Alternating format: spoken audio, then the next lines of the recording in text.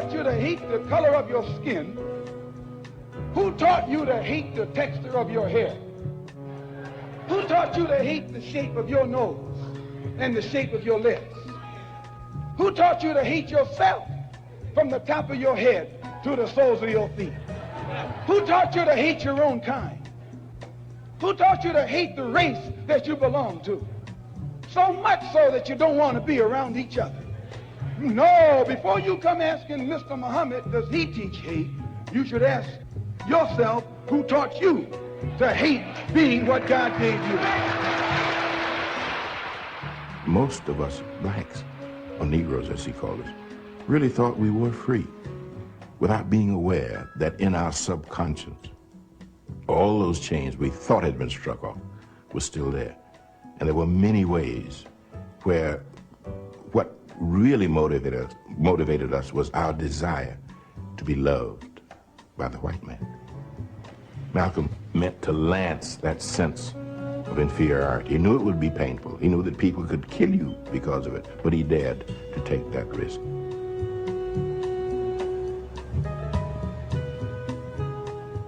He was saying something over and above that of any other leader of that day. While the other leaders were begging for entry into the house of their oppressor, he was telling you to build your own house. There's no such thing as freedom in this country for a black man. There's no such thing as justice in this country for a black man. And there's no such thing as equality in this country for a black man. This is a white man's country. He don't have to worry about us integrating with him. We don't want to be around that old pale thing. We never initiate any violence upon anyone. But if anyone attacks us, we reserve the right to defend ourselves. We're nonviolent with people who are nonviolent with us. But we are not nonviolent with anyone who is violent with us. Don't blame a cracker in Georgia for your injustices. The government is responsible for the injustices. The government can bring these injustices to halt. When you're in your own nation, in your own land, you're in a position to get justice. But when you're in another man's country, in another man's land, under another man's flag, and under another man's government, and under another man's court system, you have to look to that other man for justice, and you'll never get it. The whites have to be re-educated so that the racism that they have in their heart can be eliminated, and our people have to be re-educated so that we will know how to do something for ourselves instead of waiting for others to do it for us all the time. Being born here in America doesn't make you an American. Why, if birth made you American, you wouldn't need any legislation. You wouldn't need any amendments to the Constitution. You wouldn't be faced with civil rights filibustering in Washington, D.C. right now. They don't have to pass civil rights legislation to make a Pollock an American.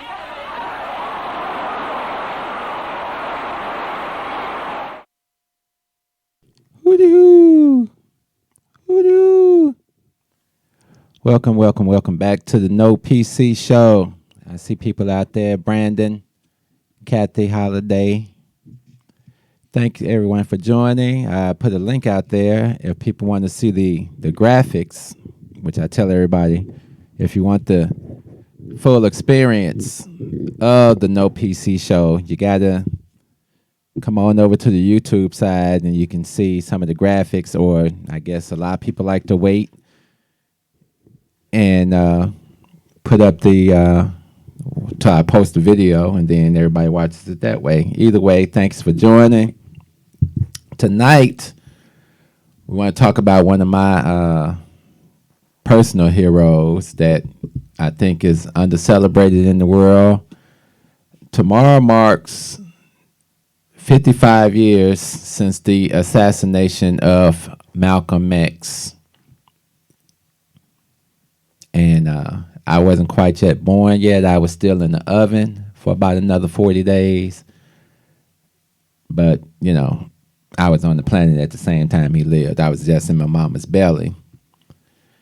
And Netflix, if you have Netflix, they have a documentary on now. It's like a 5-part documentary, really good, going back and investigating the assassination of Malcolm X. and it's called "Who Killed Malcolm X." If you're on the YouTube side, you can see I have it posted up on the screen. It's called "Who Killed Malcolm X," and it's all these different theories and things out there, and then I have my opinions, and other people have their opinions. And once you watch this documentary, you may have some new opinions because it's just so much mess going on in the nation and with our government that a conspiracy could easily be reached. Excuse me.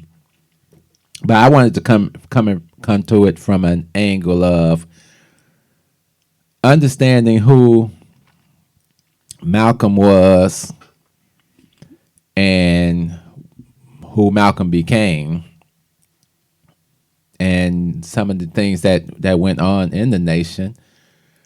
And I know a lot of Muslims. I talked to people that were around during that time. We posted it's called Interview with the NIO. If YouTube hasn't snatched it down, but it was a good interview talking about the nation. And I've never really, when Elijah Muhammad started building the nation under the guidance of Farad Muhammad, the prophet, it was designed for a particular purpose, and it was unorthodox compared to the actual religion of Islam that was taught elsewhere in the world, because he realized that there was a certain need for black people in America. And that's probably why it came off like black supremacy. But it really wasn't black supremacy. In the Willie Lynch letter, it talks about, and you guys may have to pull it up, it talks about reversing the position of the male and female savages. I'm quoting from the letter. By reversing the positions of the male and female savages, we created an orbiting cycle that turns on its own axis forever. Unless a phenomenon occurred and reshifts the position of the male and female savages, this will be self-perpetuating all the time. It will cause such a mental shift. And we see that now.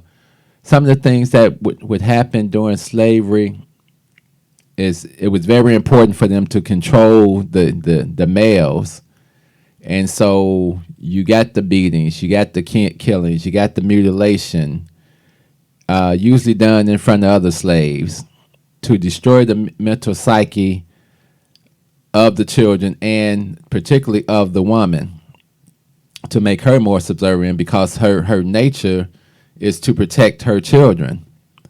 So in the nature to protect her children, she will coddle the boys more and try to convince him to be more subservient. And she would teach the girl to play into it more with the abuser, with the slave master, because that way she can still get a few things. And this is the cycle that went on for years and years and years.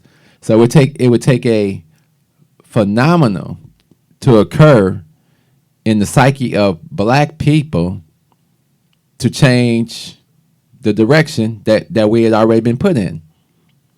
And so you have Elijah Muhammad with the teachings of Farad Muhammad, and they come up with this. Farad Muhammad, actually, I think he came from India or somewhere, and he taught Elijah Muhammad. And so Elijah Muhammad tweaked it out a little bit to make it more palatable for black people. But he wasn't a great orator. And he saw qualities in Malcolm. A lot of times you're told if you're a man of a certain height, a certain stature, like a tall man, like I'm 6'3", Malcolm was 6'3". Malcolm was very, very skinny, like 173, 180 pounds, something like that. That's the time of his death. Much heavier, but these were some of the things that people would look at. You know, I always tell people, when you become a Muslim, the belief is that they clean you up from the inside out, as far as where from the outside, then they go inward, because it's easy to shave a man, clean a man up, give him some nice clothes, make him presentable to the world. And that's what he did for Malcolm X. He took this man who had basically been a victim of the system, like so many other brothers and sisters, and found himself in the ghettos and in prison. And he cleaned Malcolm up, and he gave him life, a new life, something that he had never seen himself. And so he started talking and teaching. What's up, Gwen? So he began to teach throughout the country and travel and build the nation. And the nation increased by tenfold when Malcolm stepped out and was appointed the national spokesman.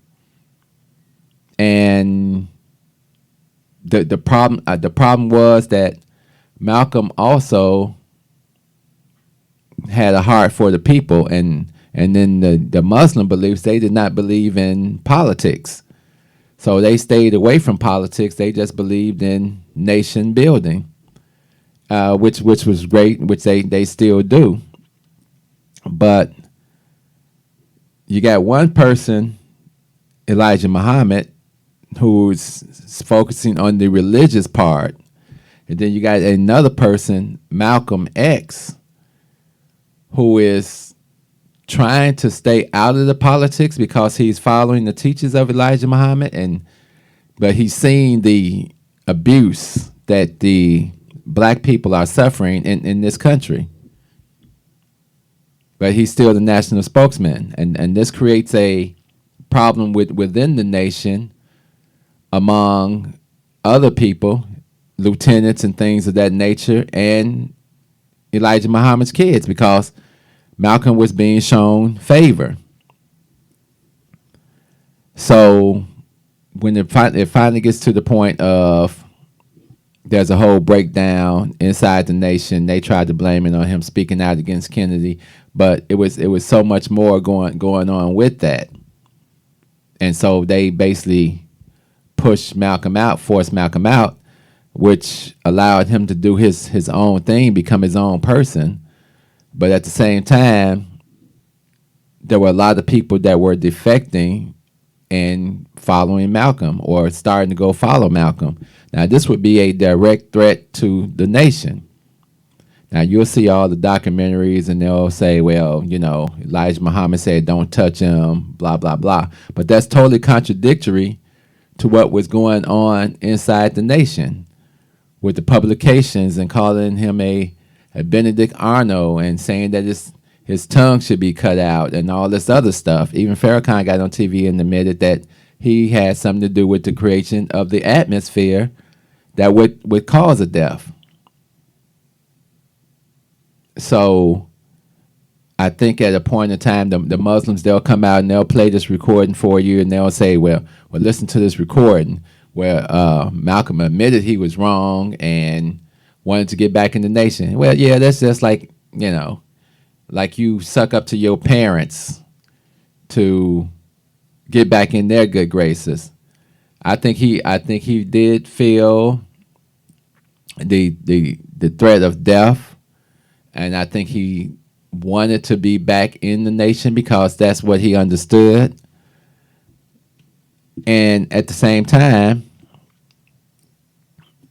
he wanted to mend the fence with Elijah Muhammad, but there were so many people around Elijah Muhammad really not wanting that to happen. So they would do things to further increase the gap. And then you had your government, under the order of J. Edgar Hoover, to do whatever they can to destroy. I mean, in the Cohen Protel documentation, he says, what are you going to do about this Malcolm X? So they were already tapping the phones of Malcolm and Martin and Elijah Muhammad, and they were really concerned with Elijah Muhammad because he had a nation. He had built a nation, and in that nation you had ownership of things. You had stores, you had farmland, you had a military type of faction with the fruit of Islam that you got trained in some forms of combat. So they looked at that as a person who could motivate a lot of black people, which they did. And the message still holds clear today, because I don't know how we get around it. That message has not resonated with us, and we get to play around with all this other stuff that people keep telling us. And it's a shame that we can't come together just like they couldn't come together. It's very shameful. On the Haiti flag, there's a saying, and it's written in French, but it says, "Strength in unity." If you can't unify, how is there going to be some strength? So the destruction of the relationship between Elijah Muhammad and Malcolm X was very detrimental to us as a people. Just as the death of Martin Luther King was to the detriment of us all. And we can't say one was better than the other. We can say that they both were striving toward the same thing.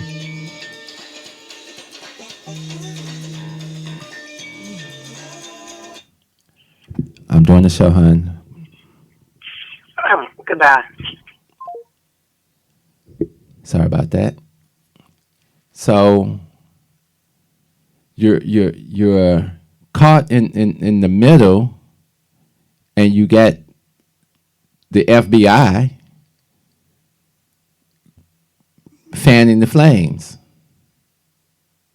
So Malcolm took this trip to Mecca to do the Hajj. And the Hajj is something that every Muslim is required to do within their lifetime. It's kind of a fasting, sacrificial ceremony. And Malcolm made the Hajj, and he did the Hajj, and he returned back. And then people want to act like, okay, Malcolm was about integration and stuff like that, which he wasn't. He said, I didn't say that. But, you know how America does it. They'll try to clean it up and make it what they want to make it. So, and just to prove it, because, people don't want to take my word for it. So I got the clip for you when he returned from Mecca. This is I think this is about a 4.5 minute clip, but it's Malcolm speaking after returning from Mecca. Malcolm X. I think a lot of people confused by the new Arabic name, El-Hajj Malik El-Shabazz. I've always had the name on my passport, Malik El-Shabazz, only I only used it in the Muslim world. Well, Hajj is a title that is given to any Muslim who makes the pilgrimage to Mecca during the official Hajj season. Well, will you now use Shabazz and drop X? I'll probably continue to use Malcolm X, and I'll probably use it as long as the situation that produced it exists. You don't feel that Shabazz takes the place of X? My going to Mecca and going into the Muslim world, into the African world, and being recognized and accepted as a Muslim and as a brother may solve the problem for me personally. But I personally feel that my personal problem is never solved as long as the problem is not solved for all of our people in this country.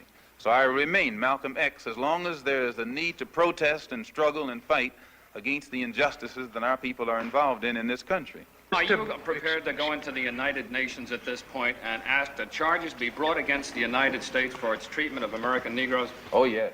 Please. I think you're right in my chairman. The audience will have to be quiet. Yes, as I pointed out when I was during my traveling, that nations look, African nations and Asian nations and Latin American nations look very hypocritical when they stand up in the United Nations condemning the racist practices of South Africa and that which is practiced by Portugal and Angola, and saying nothing in the UN about the racist practices that are manifest every day against Negroes in this society. Even in South Africa, those Africans aren't faced with bayonets and aren't faced with police dogs. I would be not a man. If I was in a position to bring it in front of the United Nations and didn't do so, I wouldn't be a man. Malcolm, do you intend to lead the charge in the United Nations? Well, I find that to say you're going to lead something creates a lot of hostility, division, jealousy, and envy. I hope to work with any group of leaders or any group of organizations to do whatever is necessary to see that this problem is brought before the United Nations. Have you had any commitments from any nations in Africa to support you in such a move? I would rather not say at this time, but one thing I found in my travels, all of them look upon us as their long-lost brother. You realize the implication is that you have had such commitments when you say... This is your interpretation of what I said. One thing that I found in all of my travels was that all of the Africans, not only the Africans, but the Asians and the Muslims, look upon us as their long-lost brothers. And America had actually tricked many of them into a hands-off policy by giving them the impression that she was honestly trying to do something to solve the problem. My argument over there was designed to prove that it is impossible for the United States government to solve the race problem. It's impossible. Malcolm, on your trip abroad, you said you sensed a feeling of great brotherhood, and that conceivably you would be working toward integration in this country now. At least this is what you're reported to have said. Have you any comment on it? I don't think that I ever mentioned anything about working toward integration. They haven't even got integration right here in New York City. You have worse integration problems in the North than they have in the South.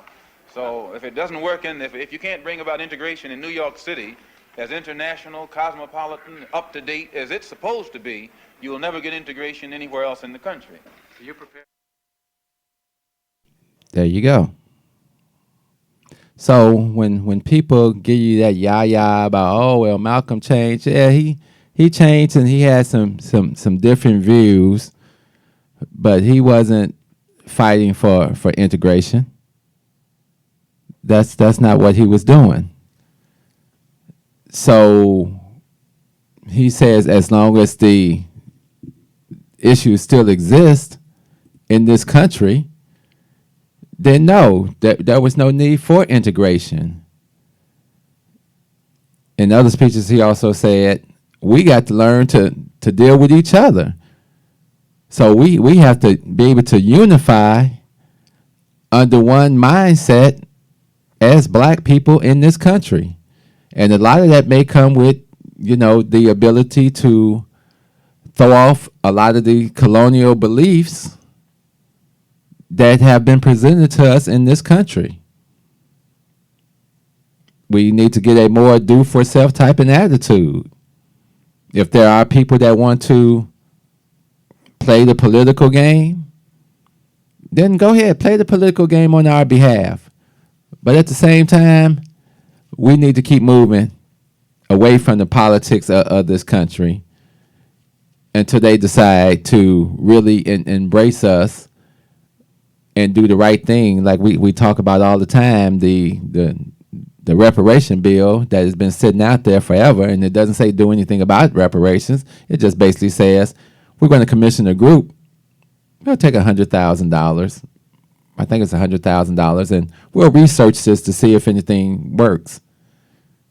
But that's the whole chess game that we always find ourselves in. So when I hear people saying, let's get a small win, we ain't got time for that. Time out for that. We just commemorated the 400 years of us being in this country. The majority of it in slavery, in Jim Crow, in situations, and that's why I tell everybody about individual success. I really don't care about the individual success. Yes, anybody can be individually successful. That doesn't change the pennium. We're talking about group success.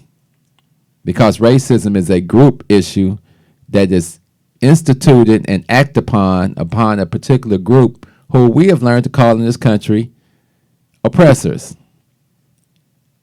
They want to inundate you with their beliefs because they know their beliefs will destroy your future as well as it destroyed your past. Well, how does that work? Let's see. I get to keep you under my thumb. I tell you, you have to be educated in my system because I already know that my system is designed for me to stay on top. So I get you to go to my school. You get educated. Then you have to come work for me. And then I make the rules at the workplace. And either you're going to do what I say and do it the way I want it done, or we're going to put you in a world of trouble because now you got student loans, which are also backed by me, the government. And so if you don't pay, we're going to stick it to you. We're going to add increased money onto those loans. We're going to come after you. This week I've watched a few programs, and they were showing most of these programs about classism. Upper class blacks, and I don't want to call anybody lower class blacks, but not as successful blacks that have not made it up through the system, maybe because of educational reasons, which lead to economic situations, which lead to more poverty, more crime. And it's hard for a lot of people to relate to how did that actually happen. And you become judgmental towards your own people, which that's not what I do. I say you have to love your people to help your people. So I understand the pitfalls of life that any of us could have fell into, and some of us did fall into, and then somehow we made a way out. So in this country, and you may want to explain this to your friends, your government waged war against its citizens. And they created segregation. Segregation is something that's forced upon a lesser group by a superior group. That's forced upon you. That's what happened to us. Separation is done by equal groups. We're not getting along. We just going to separate. Different things. That's a choice compared to force. So that's what they did to us. Then they created all these programs, redlining and everything. We know the story of Jim Crow. So when anybody came out and disrupted the power system and the program as it was being ran in this country, all of a sudden you are considered the racist. You're the evil person. And they keep saying it, and they keep saying it.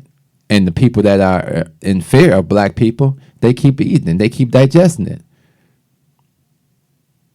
And so as Malcolm sat and watched the TV and saw the abuse of black people in this country, he just could not accept the thinking of Martin Luther King. The abuse that was being heaped upon people hoping to do something to the consciousness of America, but we soon saw, and a lot of other people saw, as I posted before, James Baldwin said, we are dealing with moral monsters. And James Baldwin also said, he said, look, I don't agree with the methods of Malcolm X. He said, but he confirms what black people are going through in this country. He validates the struggle of a black person in this country. Now, he kind of felt that they were teaching black supremacy, but they weren't teaching black supremacy. They were just saying, I got to do this because what extremely happened to you that destroyed you in slavery, I have to reinstill something back in you. I have to give you some type of belief system, whether right or wrong, that encourages you and that empowers you to shake off the shackles, the mental shackles that were placed upon you after slavery. So they basically were recreating the psyche of the black man in America. And that was unacceptable. And that's unacceptable today. That's why Farrakhan has been kicked off the airwaves. Tavis Smiley, Cornel West, Roland Martin. All the black folks kicked off in the major airwaves. Because that's not what they want. That's a direct affront to America. How dare you try to wake up and enlighten black people? We got a whole group of black people over here that are with us now. They went and they got their education and they bought into the system 100%. They're with us. They don't have time for this racist stuff. Malcolm was nothing. King was nothing. They were just troublemakers in society. And that's why we killed them. No, we didn't kill them. That's why they died. This is America. Didn't make a difference if you were speaking up like Malcolm and telling the truth, or you were being more docile like King and playing along with the game. They're both dead. And they were fine with King as long as he was docile, but once he started talking about the money, the economics, well, now he went crazy. Now he talking about money. We act like we wanted to treat them fairly. We gave them the Civil Rights Act of 64 that took place in 65. And then the following year, we just gave it to the immigrants. We came out with the 1966 immigration bill. And let's not, the government, we're not going to give you more money. We're just going to take it from what we promised to black people. Boom, everybody's happy.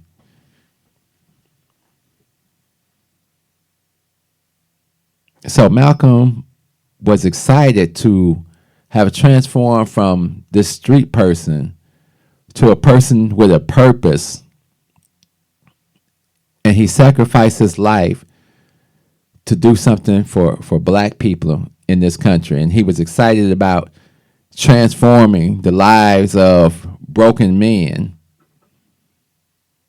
It's easier to raise good men than to repair broken men. So they were trying to catch him early before they got poisoned by the system. But somewhere in the midst of all that, and I tell everybody all the time, I said, money destroys the picture. So the Nation of Islam was raking in money. But Malcolm didn't have any money. I think they say he might have had like $30 in his account. He was struggling. Even when he was inside the nation bought the house and all other stuff. So he was kind of struggling, but his belief was strong. He was a 39-year-old man at the time of his death. But he was a hero. He was somebody that moved the needle in history. It let America know that this could happen. This could be the catalyst that could start that race war that nobody wanted. He came out and said, hey, you should give Dr. King what he's asking for. Before another faction, and I believe he was talking about the Nation, comes along, and they're not so nice and they're not so caring. And they're into a war cycle. I tell militants all the time, you can't take over the government anymore, because what they did to take this country and institute their plans, that was designed for them. That's all illegal now. This country, with number 45, shithole country, did everything it could to destroy us. I was talking to my daughter the other day, and we were having a discussion about, socialism and stuff like that. And I said, well, let me explain it to you like this. Socialism may be the best thing for a black person because then you get an equal share. I said, but guess what? Socialism says, I care about you. Capitalism says, I care about money. And when you live in a capitalist society, they could give a damn less about you, Bernie Sanders, and all you socialists. And as long as we keep you fighting and distracted, you're never going to get everything you deserve. Money over everything. And so I said, I don't want to distract you. Just be, go ahead, discover. I said, I've walked down a road that maybe other people haven't walked down. You got to walk down that road. You got to re-educate yourself. You got to get you a black room, get you some books, and start reading and re-educating yourself about what it means to be black in this country. You got to figure out what Mandela meant, his struggle. Read about it. Learn the sacrifice. You got to learn about Malcolm, Medgar Evers, Martin, the Black Panthers.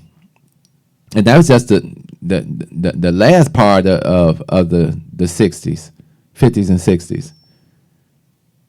So many things that took place during the Jim Crow era. I grew up, I tell everybody all the time, I said, I was raised by the same woman that raised my great-grandfather. Well, my grandfather. She was born in 1900. Her parents were born at the end of slavery, which means her grandparents were slaves. I've got my family history past 1851. So being in that environment and being introduced to everything, hey sis, at the feet of someone that lived that experience, that's why we deserve the reparations. So we don't want to hear that, I don't believe it affected you. Oh, really? So you all kidnapping millions of people and destroying their heritage has no effect. The world went on just the way it was supposed to go on. Malcolm spoke up against these things. And yes, he did travel and he did come back with the true religion of Islam in his heart. But as he stated, no, just like when the FBI tried to get him to change on the nation, and he was like, why would I, as a black man, help you with anything toward my brothers? These are still my brothers and sisters. No matter what mess we going through, I'm not helping you. For what? That's the mentality that we don't get, that we don't have anymore. That these people come to you with all these, well, this would be great and we can do this. No. We can't. As I explained to my daughter, I was like, hey, well, they want you to join into this group thing, but that doesn't work for us. We in the front of the line, and we have to demand everything in the front of the line. So everybody else that comes up with their problems in the last 10, 20, 30, 40 years, that's a line that's 300 years long. And we need to learn how to act like there's a line that we've been standing in for 300 years. So if you've been standing in the line for 10 years, I'm sorry. You have to wait a little longer. We're not fighting battles for other people anymore. I don't care how unfair it sounds. If you don't recognize the unfairness that you have been put through in this country on a daily basis, in this society, then go read a book. Fair is a place where they judge pigs.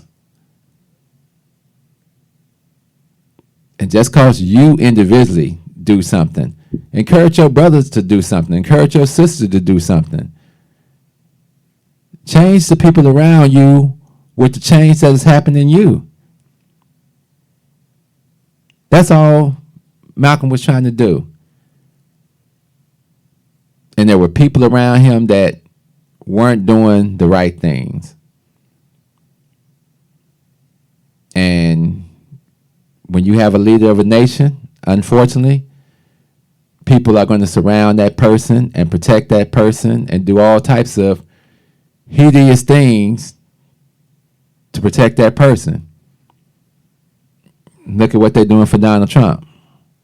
Look at the nonsense that he gets to do because he knows America's got to protect me. I'm the president. You got to protect me. You ain't got no choice. I'm ass out here. I'm balling out of control. I'm doing what I want to do. I'm the president. He's the president. So don't be shocked at the things that your nation does to protect him. And I can't let it go that the nation did things to protect Elijah Muhammad, and the nation did fall after the death of Elijah Muhammad, and it rose up under Farrakhan in the late 70s, and they rebuilt. But I don't let anybody off the hook. My thinking is, just like Farrakhan came on TV and said, hey, I did have something to do with the atmosphere that existed at that time that led to the death of Malcolm. It's sad. But we can't get a holiday for Malcolm.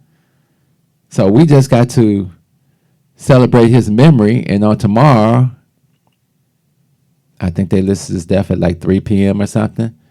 We just need to take a moment to silence ourselves and say, that was the man who stood up for us and said what needs to be said and did what needs to be done. And we're not going to let people besmirch his memory on any level. And I think everybody should, if you got Netflix, go check that out. Who Killed Malcolm X? I'm not going to tell you all about it. I've watched it a couple of times already. Great documentary. Kudos to the brother that put that together and made it happen. It just always bothers me when I think that we had Martin and we had Malcolm together at the same time, existing together in this country at a time of turmoil, and we couldn't get it together. But I don't want to be a defeatist. I don't want to say that we'll never get it together. I just want to say we got to get it together. Without them, that's why I tell people about this show. I said this show is about us having a conversation. Without them, and I know a lot of people don't like to have discussions without them, but sometimes it's a necessary thing to do things without them. There's no such thing as reverse racism when it comes to black people. We have to learn to do for self. Thanks for joining. Love, peace, soul.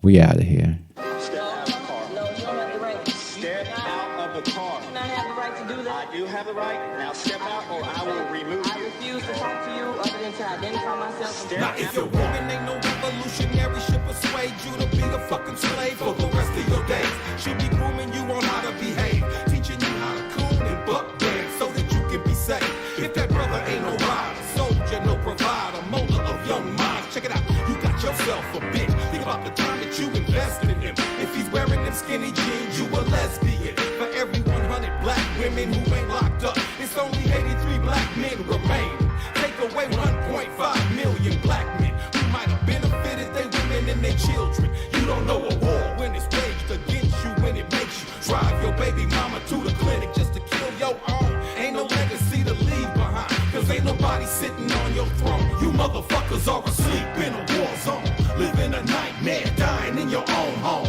If you don't stop, you gon' lose what you got left. I'd rather die trying to fight for my last breath. Freedom or death, you asleep in a war zone, living a nightmare, dying in your own home. If you don't fight, you gon' lose what you got left. I'd rather die trying to fight for my last breath. Freedom or death, nigga. Sandra Bland was a rider. She wouldn't have committed suicide. You a motherfucking liar.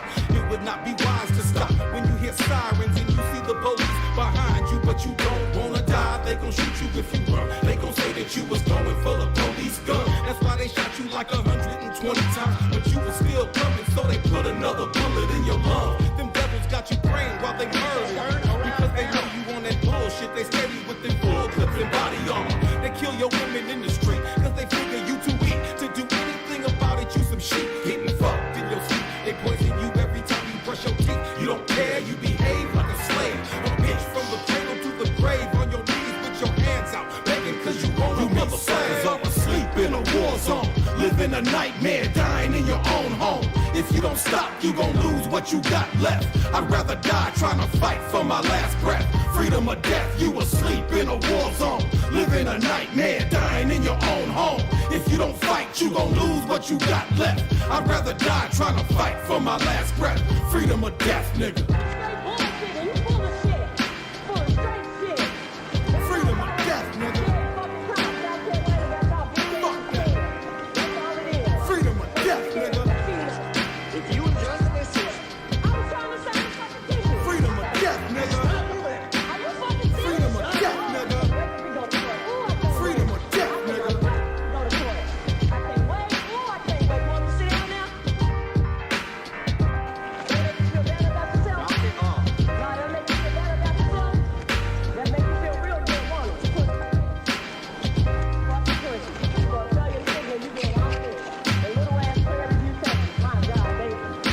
you were getting a warning. Until now, you're going to jail. I'm getting it. For what?